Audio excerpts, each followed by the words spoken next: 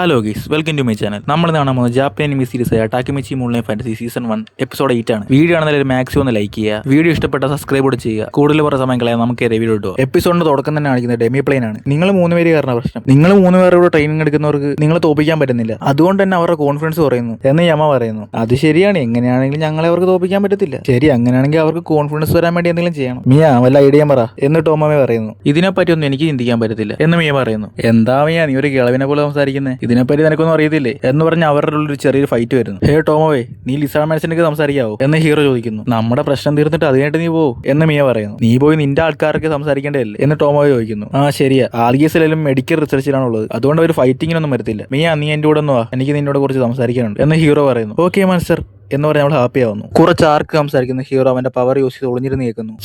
ട്രെയിനിങ്ങിന് നമുക്ക് ഒരു തവണ പോലും ചെയ്യാൻ പറ്റുന്നില്ല. ടോമോയുടെ അല്ലെങ്കിൽ മിയയുടെ അടുത്താണ് ഒരു അറ്റാക്കെങ്കിലും ചെയ്യാൻ പറ്റുന്നുണ്ട്. എന്നാൽ യങ്മാസ്റ്ററിന്റെ അടുത്ത് പോലും നമുക്ക് പോകാൻ പറ്റുന്നില്ല. അടുത്ത് പോയാൽ ഫയർ വെച്ച് അറ്റാക്ക് ചെയ്യുന്നു. ഫയർ റെസിസ്റ്റൻസ് ഉള്ളവരാണെങ്കിൽ പറത്തി വിടുന്നു. ട്രെയിനിങ് എടുക്കാനേ തോന്നുന്നില്ല. നമുക്ക് ഈ അവസ്ഥയാണെങ്കിൽ ആ ലിസാർഡ്സ് മാച്ചിന് എന്താ അവസ്ഥയായിരിക്കും? പക്ഷേ നമ്മൾ ലിസാർഡ്സ് മാച്ചോട് സംസാരിക്കാറില്ലല്ലോ, പിന്നെ നമ്മളെങ്ങനെ മനസ്സിലാക്കും എന്ന് മറ്റൊരു ആർക്ക് പറയുന്നു. മാസ്റ്റർ, ദേ ഈ ഫ്രൂട്ട്സിന് നല്ല ടേസ്റ്റ് ഉണ്ട് എന്ന് പറയാൻ തക്കാളി കാണിക്കുന്നു. ഇതാണ് തക്കാളി, കറി വെക്കാനും ഉപയോഗിക്കും എന്ന് ഹീറോ പറയുന്നു. കറി വെക്കാനോ എന്ന് മിയ ആലോചിക്കുന്നു. അപ്പോൾ അങ്ങോട്ടേക്ക് ടോമോയെ വരുന്നു. ഞാൻ ലിസാർഡ്സ് മാൻസിനൊക്കെ സംസാരിച്ചു, അവരും ഇങ്ങനെ തന്നെ ഫീൽ ചെയ്യുന്നത് എന്ന് ടോമോയെ പറയുന്നു. അല്ലേ ഈ ലിസാർഡ്സ് മാൻസും ആർക്കും തമ്മിൽ സംസാരിക്കത്തില്ലേ എന്ന് ഹീറോ ചോദിക്കുന്നു. ഇല്ല എന്ന് യമ പറയുന്നു. നിങ്ങളുടെ ആർക്കും ലിസാർഡ്സ് മാൻസ് ഒരുമിച്ച് വർക്ക് ചെയ്തെങ്കിലേ സ്ട്രോങ് ആകാൻ സാധിക്കൂ, പിന്നെ അവരെന്താ എങ്ങനെ ഇരിക്കുന്നത് എന്ന് ടോമോയെ ചോദിക്കുന്നു. യമ വിഷമിക്കേണ്ട, അവർ രണ്ടുപേരും ഒരുമിച്ച് വർക്ക് ചെയ്താൽ സ്ട്രോങ് ആവാന്ന് അവൾ ഉദ്ദേശിച്ചത് എന്ന് ഹീറോ പറയുന്നു. എന്റെ അടുത്ത് ഇതിനൊരു പ്ലാൻ ഉണ്ട് എന്ന് ടോമോയെ പറയുന്നു. കുഴപ്പമൊന്നും വരായിരുന്ന കൊള്ളാം എന്ന് യമയോ ഹീറോയെ വിചാരിക്കുന്നു. യങ് മാസ്റ്റർ നിങ്ങളുടെ കഴിവുകൾ കാണാൻ ആഗ്രഹിക്കുന്നു. ആർക്കിലുള്ള ഒരു സ്ട്രോങ് ആയ ആളും ലിസാർഡ്സ് മാൻസിലെ ഒരു സ്ട്രോങ് ആയ ആളും വരും എന്നാ ഫ്രാഗ്മെന്റ് പറയുന്നു. രണ്ട് സ്പീഷീസിലുള്ള സ്ട്രോങ് ആയ ആൾക്കാർ തമ്മിൽ ഫൈറ്റ് ചെയ്യുന്നു. ആ ലിസാർഡ് മാൻ വാട്ടർ വെച്ച് ഡിസ്ട്രാക്ട് ചെയ്തിട്ട് പെട്ടെന്ന് അറ്റാക്ക് ചെയ്യുന്നു. ആ ആർക്ക് ആ അറ്റാക്ക് ഒരു ബാരർ വെച്ച് തടുക്കുന്നു. എന്നിട്ട് അവനെ ദൂരേക്ക് തെറിപ്പിച്ചിട്ട് ആർക്ക് അവന്റെ സോഡ് വെച്ച് അറ്റാക്ക് ചെയ്യുന്നു. കൊള്ളാലിവന്മാർ സ്റ്റേജ് ഒരു അടിച്ചു വിളിച്ച് ഫേസിൽ ഒരു എക്സ്പ്രഷൻ കാണിക്കില്ലെന്നാണ് ടോമോ പറഞ്ഞേക്കുന്നത്. അതുകൊണ്ട് ഞാൻ ഇങ്ങനെ നിൽക്കുന്നതിനാൽ എന്ന് ഹീറോ വിചാരിക്കുന്നു. പെട്ടെന്ന് ലിസാർഡ് മാൻ ഒരു അറ്റാക്ക് ചെയ്യുന്നു. ആ അറ്റാക്ക് ആർക്കിനെ നല്ല രീതിക്ക് അഫക്ട് ചെയ്യുന്നു. എന്നാൽ ആർക്ക് ആ ലിസാർഡ് മാന്റെ വാലെ പിടിച്ച് കറക്കി അടിക്കുന്നു. ആർക്കാണ് വിന്നർ എന്ന് അനൗൺസ് ചെയ്യുന്നു. ഞാൻ ജയിച്ചേ. യങ് മാസ്റ്റർ, നിങ്ങൾക്ക് സന്തോഷമില്ലേ എന്ന് ആർക്ക് ചോദിക്കുന്നു. നിങ്ങൾ രണ്ടുപേരും ചെയ്ത ഫൈറ്റ് സ്ട്രോങ് എന്നാണ് നിങ്ങൾ വിചാരിച്ചോണ്ടിരിക്കുന്നത്. നിങ്ങളുടെ സ്പീഷീസിലെ സ്ട്രോങ് ആയ വാര നിങ്ങളാണെന്നും പറഞ്ഞാണ് വന്നിരിക്കുന്നത്. പക്ഷെ നിങ്ങൾ സ്ട്രോങ് ആയിട്ട് എനിക്ക് തോന്നുന്നില്ല. ഇതിനെന്താണ് കാരണം? നീ പറ എന്ന് ടോമോയെ ചോദിക്കുന്നു. എനിക്ക് തോന്നി അവർ നന്നായിട്ട് ഫൈറ്റ് ചെയ്യുന്നതാണ്. ഇതൊക്കെ ഒരു സ്ട്രോങ് ആയ ഫൈറ്റ് ആണോടാ? ഞാൻ വിചാരിച്ചിട്ട് 10% പോലും നിങ്ങൾ ആരും സ്ട്രോങ് അല്ല എന്ന് ടോമോയെ പറയുന്നു. ടോമോയെ, നീ കുറച്ച് ഓവറായിട്ടവന്മാരെ വഴക്ക് പറയുന്നില്ലേ എന്ന് ഹീറോ ടെലിപ്പതിയിലൂടെ ടോമോയോട് ചോദിക്കുന്നു. എന്നാൽ അവള് ഹീറോ പറയുന്ന കേൾക്കാതെ ചുമ്മാ വഴക്ക് പറഞ്ഞോണ്ടിരിക്കുന്നു. ഇനി എല്ലാ ആഴ്ചയും 2 പീസീസിൽ നടക്കും 1-on-1 ഫൈറ്റ് നടക്കും. അതനുസരിച്ച് ആരാണ് സ്ട്രോങ് എന്ന് ഞങ്ങൾ റാങ്ക് ഉണ്ടാക്കും. എന്നാൽ ഞങ്ങൾ ഫൈറ്റിംഗ് ടെക്നിക്സ് ഒക്കെ എല്ലാവർക്കും മനസ്സിലാവത്തില്ലേ എന്നൊരു ആർക്ക് ചോദിക്കുന്നു. നിങ്ങളുടെ ഫൈറ്റിംഗ് ടെക്നിക്ക് ഒക്കെ അത്ര സൂപ്പറാണെന്ന് വിചാരിച്ചോണ്ടിരിക്കുന്നത്? മറ്റ് സ്പീഷീസ് ഒന്നും അറിഞ്ഞാലും കുഴപ്പമില്ല, അവരുടെ ടെക്നിക്ക് നിങ്ങൾക്ക് മനസ്സിലാവും. അപ്പൊ നിങ്ങൾ രണ്ടുപേരും കമ്പനിയായി സ്ട്രോങ് ആയിട്ട് മാറും. ഇതാണ് നമ്മുടെ മാസ്റ്ററിന്റെ ആഗ്രഹം എന്ന് ടോമോയെ പറയുന്നു. വാരിയർ ആയിട്ടിരിക്കണമെന്ന് ആഗ്രഹമുള്ള മാത്രം ഇവിടെ ഇരുന്നാൽ മതി, അല്ലാത്തവർ ഇപ്പൊ തന്നെ ഡെമി പ്ലെയിൻ വിട്ട് പുറത്തു പോകും എന്ന് ടോമോയെ പറയുന്നു. ഇപ്പൊ നമ്മുടെ മാസ്റ്റർ സംസാരിക്കും എന്നാ ഫ്രാഗ്മെന്റ് പറയുന്നു. അല്ല, ഞാനിപ്പോ എന്ത് പറയും? ടോമോയെ പറഞ്ഞ കാര്യം ശരിയാണ്, നിങ്ങൾ വീക്കായാണ് ഇരിക്കുന്നത്. എന്നാൽ നിങ്ങൾക്ക് കഴിവുകളില്ലെന്നല്ല, നിങ്ങൾ ശ്രമിച്ചാൽ ഇതിനെക്കാട്ടി അല്ലാതെ നിങ്ങൾക്ക് ഫൈറ്റ് ചെയ്യാൻ സാധിക്കും എന്ന് ഹീറോ അവരെ മോട്ടിവേറ്റ് ചെയ്യുന്നു. ഇത് കേട്ടാലും മോട്ടിവേറ്റ് ആവുന്നു. ഫൈറ്റ് ചെയ്ത് റാങ്ക് കിട്ടുന്ന സിസ്റ്റത്തിന് എന്ത് പേര് വെക്കുന്നില്ല അവർ ആലോചിക്കുന്നു. ഡെമി പ്ലെയിൻ റാങ്ക് സിസ്റ്റം ഉടനെ തന്നെ ആരംഭിക്കുന്നതാണ് എന്ന് ടോമോയെ പറയുന്നു. അത് നോർമലായിട്ടുള്ള പേരാണുള്ളത് എന്ന് ഹീറോ ആലോചിക്കുന്നു. പിന്നെ കാണുന്ന അഡ്വഞ്ചർ ഗിൽഡാണ്. ടോമോവയും മിയയും വീണ്ടും അഡ്വഞ്ചർ ഗിൽഡിൽ രജിസ്റ്റർ ചെയ്യുന്നു. മിയയുടെ ലെവൽ 1500 ആണ്, എന്നാൽ ടോമോയുടെ 1340 ആണ്. ഇപ്പിടിയുള്ള എന്നെക്കാട്ടി കൂടുതൽ ലെവലാണ്. അപ്പൊ ഞാൻ ചെയ്ത ട്രെയിനിങ് ഒക്കെ വേസ്റ്റ് ആണ് എന്ന് പറഞ്ഞ ടോമോ അവിടെ കിടന്ന് കാറുന്നു. എന്താണ് എന്റെ ലെവൽ കൂടാത്ത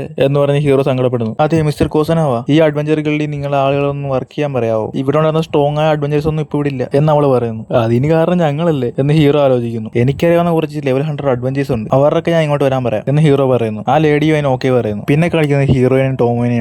ടോമോയെ, നീ ടോവയുടെ അഡ്വഞ്ചർ പാർട്ടീനെ എങ്ങനെയെങ്കിലും ട്രെയിനിങ് കൊടുത്ത് സ്ട്രോങ് ആയിട്ട് മാറ്റി എന്ന് ഹീറോ പറയുന്നു. ഓക്കെ മാസ്റ്റർ, അത് ഞാൻ നോക്കിക്കോളാം എന്ന് ടോമോയെ പറയുന്നു. ശരി, നീ നോക്കൂ എന്ന് പറഞ്ഞ് ഹീറോ അവിടെ നിന്ന് പോകുന്നു. അന്ന് ടോവിനെ കണ്ടപ്പോൾ മാസ്റ്ററിന്റെ റിയാക്ഷനെ വേറെയായിരുന്നു. മാസ്റ്ററിന്റെ ഓൾഡ് വീട്ടിലുള്ള ഏതോ ഒരു പെണ്ണിനെ അവൾ ഓർമ്മിപ്പിക്കുന്നുണ്ടെന്ന് എനിക്ക് തോന്നുന്നു. മാസ്റ്ററിന്റെ മനസ്സ് ഇത് കാരണം ബാധിക്കാൻ പാടില്ല, അതുകൊണ്ട് ഞാൻ പെട്ടെന്ന് തന്നെ ട്രെയിനിങ് കൊടുക്കണം എന്ന് ടോമോയെ വിചാരിക്കുന്നു. പിന്നെ കാണിക്കുന്നത് ടോമോയെ അവർക്ക് ട്രെയിനിങ് കൊടുക്കുന്നതാണ്. നിങ്ങൾ ഇങ്ങനെ ഏതെങ്കിലും സ്ട്രോങ് ആവത്തുള്ളൂ എന്ന് പറഞ്ഞ് അവരെല്ലാവരും വഴിയാക്കുന്നു. ഞങ്ങൾ ഇതുമായിട്ടൊക്കെ ഫൈറ്റ് ചെയ്യണം എന്ന് ടോവ ചോദിക്കുന്നു. ഇത് കുറെ ഉണ്ടല്ലോ എന്ന് അവർ വിചാരിക്കുന്നു. എല്ലാവരും ഫൈറ്റ് ചെയ്യാൻ നോക്കുന്നുണ്ടെങ്കിൽ അടിമടിച്ച് തിരിച്ചു വരുന്നു. പെട്ടെന്ന് തന്നെ ആസനെല്ലാവരും ഹീലിംഗ് ചെയ്യുന്നു. പെട്ടെന്ന് തന്നെ ടോമോയെ ആ മോൺസ്റ്റേഴ്സിനെ ഒരു ബാരിനുള്ളിൽ ലോക്ക് ആക്കുന്നു. നിങ്ങൾക്ക് തന്ന ട്രെയിനിങ്ങൾ മറന്നുപോയാ? അല്ല, നീ എന്താടി ആ മോൺസ്റ്ററിന്റെ അടുത്തോട്ട് ആരോട്ടിരിക്കുന്നത് എന്ന് ടോമോയെ ചോദിക്കുന്നു. അത് ഞാൻ ലോങ് ഡിസ്റ്റൻസിൽ നിന്ന് അറ്റാക്ക് ചെയ്ത് എന്റെ ആളുകളെ തന്നെ അറ്റാക്ക് ചെയ്യാൻ ചാൻസ് ഉണ്ട് എന്നാ എൽഫ് പറയുന്നു. എടാ ആൾക്ക് മിസ്, നീ എന്താണ് ഹീലിംഗ് മാജിക് മാത്രം യൂസ് ചെയ്തിരിക്കുന്നത്? നിന്നെ കൊണ്ട് earth and water magic use ചെയ്യാൻ പറ്റുമല്ല എന്ന് ടോമോയെ ചോദിക്കുന്നു. എടാ നിനക്ക് അതൊക്കെ അറിയാമായിരുന്ന എന്ന് ടോമോ ഷോക്കാവുന്നു. ഹീലിംഗ് മാജിക് കാസ് എനിക്ക് സിമ്പിൾ ആയിരുന്നു, അതുകൊണ്ട് അത് തന്നെ ചെയ്തോണ്ടിരുന്നത് എന്നവൻ പറയുന്നു. നിങ്ങൾ എല്ലാവരും എല്ലാ കാര്യങ്ങളും തെറ്റായിട്ടാണ് ചെയ്തോണ്ടിരുന്നത്. എങ്ങനെ പ്ലാൻ ചെയ്ത് അറ്റാക്ക് ചെയ്യണമെന്ന് ഈ ഒരു തവണ ഞാൻ നിങ്ങൾക്ക് പറഞ്ഞുതരാം എന്ന് ടോമോയെ പറയുന്നു. വാട്ടറാൻ എടുത്ത് മാക്കി യൂസ് ചെയ്ത് ആ മണ്ണ് ചെളിമണ്ണാക്ക്. ഹേ ആർച്ചർ, നീ ആ മരത്തിന്റെ പൊക്കത്ത് റെഡിയായിട്ട് കഴിക്കും. അടുത്ത അതിനകത്ത് പാരലൈസ് ആവുന്ന പോയിസൺ ഒഴിക്കും. ആ ഡോർഫ് ആ ചെളിമണ്ണിൽ പോയിസൺ ഒഴിക്കുന്നു എന്ന് പറഞ്ഞ ടോം എല്ലാം പറഞ്ഞു കൊടുത്തിട്ട്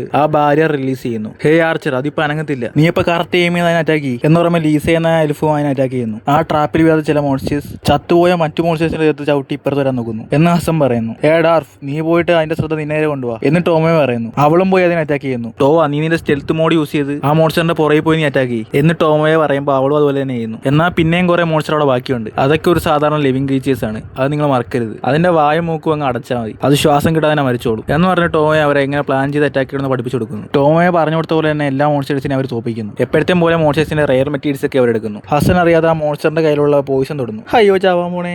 ടോമോയെ അവനെ ഹീൽ ചെയ്ത് വിടുന്നു. നിങ്ങൾ ഒരു ഗ്രൂപ്പിനെ മൊത്തം തോപ്പിച്ചു, എന്നാൽ നിങ്ങൾ ഇന്ന് രാത്രി ഇവിടെ താമസിച്ചിട്ട് ഇതേപോലെ മറ്റൊരു ഗ്രൂപ്പിനെ കൊന്ന് അതിന്റെ ബോസിന്റെ ടൈൽ കൊണ്ടുവന്നു.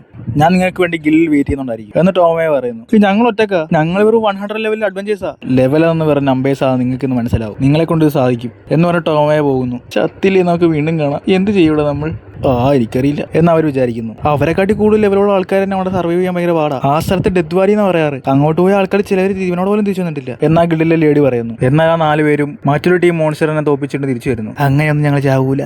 എന്റെ പൊന്ന്, 2 ഗ്യാങ്ങിന്റെ ബൂസ്റ്റ് ആയില്ലോ എന്നാ ഗിൽഡിലെ ലേഡി നോക്കുന്നു. എനിക്ക് ഉറപ്പുണ്ടായിരുന്നു നിങ്ങളെ കൊണ്ട് സാധിക്കുമെന്ന് എന്ന് ടോമയെ പറയുന്നു. അതിനുശേഷം ആ അഡ്വഞ്ചേഴ്സിനെ ലെജൻഡറി ആയിട്ടാണ് ആളുകൾ കാണാൻ തുടങ്ങിയത്. മാസ്റ്റർ, നിങ്ങൾ മർച്ചന്റ് ഷോപ്പ് തുടങ്ങാൻ പോവാണോ എന്ന് മിയ ചോദിക്കുന്നു. അതെ, നീ എനിക്ക് വേണ്ടി ഒരു സഹായം ചെയ്യാവൂ. എംബ്രോഷ്യ ഫ്ലവർ ഇവിടെ നിന്ന് കണ്ടുപിടിച്ചിട്ട് എനിക്ക് വേണ്ടി പറിച്ചോണ്ട് വരാവൂ. റൂബിയെ മോൺസ്റ്റർ ഈ സ്ഥലത്ത് നിന്നാണ് എംബ്രോഷ്യ ഫ്ലവർ കഴിക്കുന്നതെന്ന് ഞാൻ അറിഞ്ഞു, അതുകൊണ്ട് ഈ സ്ഥലത്തായിരിക്കും അത് കാണുന്നത് എന്ന് ഹീറോ പറയുന്നു. നിങ്ങൾ എൻ്റെ കൂടെ വരുന്നില്ലേ എന്ന് മിയ ചോദിക്കുന്നു. മെർച്ചന്റ് ഷോപ്പ് തുടങ്ങാൻ വേണ്ടി കുറച്ച് പണികളുണ്ട് എന്ന് ഹീറോ പറയുന്നു. പിന്നെ കാണിക്കുന്നത് ഹീറോ റെഡ് ബ്രാഞ്ച് ട്രെയിനിങ് കമ്പനിയുടെ ഓണറുമായിട്ട് സംസാരിക്കുന്നതാണ്. കട വല്ലതും വാടകയ്ക്ക് തരാൻ കാണുമോ എന്ന് ഹീറോ ചോദിക്കുന്നു.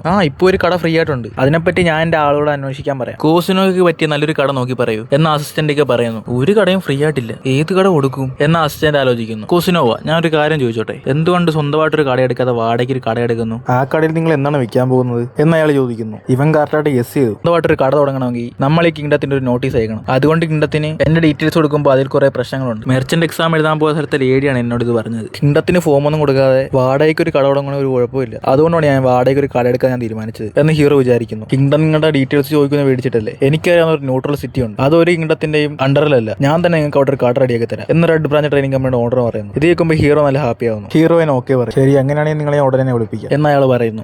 നമ്മൾ സഹായിക്കാൻ വേണ്ടി കുറച്ചുള്ള നല്ല എന്ന് പറഞ്ഞ ഹീറോ ഹാപ്പി ആവുന്നു. അല്ല, മിയ എംബ്രോഷ്യ ഫ്ലവർ എടുത്ത് കാണോ എന്ന് ഹീറോ ആലോചിക്കുന്നു. മിയ ഒരു ഫോറസ്റ്റിന്റെ പുറത്താണ് നിന്നോണ്ടിരിക്കുന്നത്. പിന്നെ കാണിക്കുന്നത് കുറച്ച് ആൾക്കാർ ആ ഫോറസ്റ്റിലൂടെ നടന്നു പോകുന്നതാണ്. ഇതേപോലത്തെ മോഷ്ടിക്കുന്നവന്മാരെയും ദുഷ്ടന്മാരുമായ ആൾക്കാരെയാണല്ലോ ആ ഗോളത്തിന് ഇഷ്ടപ്പെട്ടേക്കുന്നത്. മനുഷ്യരെ പറ്റി കുറെ കാര്യം ഇനിയും പഠിക്കണം എന്ന് പറഞ്ഞ് രണ്ടുപേര് അവരെ നോക്കിക്കൊണ്ടിരിക്കുന്നു. ഇവിടെ വെച്ച് ഈ എപ്പിസോഡ് അവസാനിക്കുന്നു. വീഡിയോ ആണെന്നാൽ ഒരു മാക്സിമം ലൈക്ക് ചെയ്യുക, എങ്കിലേ നമ്മുടെ വീഡിയോ കൂടുതൽ പേർക്ക് റെക്കമെൻഡ് ആകത്തുള്ളൂ. വീഡിയോ ഇഷ്ടപ്പെടുവാണെങ്കിൽ സബ്സ്ക്രൈബ് കൂടെ ചെയ്യുക. നമുക്കങ്ങനെ 100 സബ്സ്ക്രൈബർ ആയിട്ടുണ്ട്. ഇനിയും നിങ്ങളുടെ സപ്പോർട്ട് പ്രതീക്ഷിക്കുന്നു. അടുത്ത വീഡിയോ കാണുന്നവരെ ബൈ ബൈ.